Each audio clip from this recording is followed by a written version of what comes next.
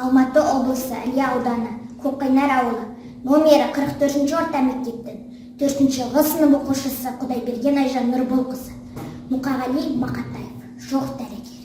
Жүрегіме жік артып жүргенімде, қажыдым ба, байқұсым білмедім бе? Шайпау түйеп, шаршатып, кім көргеннен уландым ба, білмеймін, кіредім бе? Бәрі ақиқат бір дерттің жүрегімде. Дәрігері арқалап жүремін бе? Сорлайтындай соншама кім едім мен? Неге аяныш атасы іргерінен айтып өлтір, қайтесін бос ойланып? Ет жүрегім кетеме тас қайналып, пире соққан пендеде есім жарып, тамырымда тулайды есін ағын.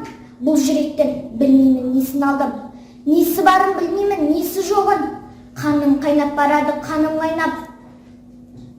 Әкетпеші ажал деп өлімге айдап. Жоқ дәрігер, орнатпа басқа жүрек, басқа лепіл жасама, басқа леп. Өзімнің өгей жүрек қайда барам, өзгенің ғұмырын қалай пайдаланам?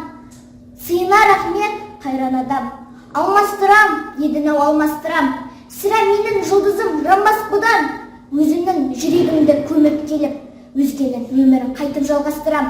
Тула жүрек, өкінем, мен несіне? Туған жүрек әрине өлмесін бе? Жоқ дәрігер, қозғама. Әрине, әрбір жүрек өзінің кеудесінде.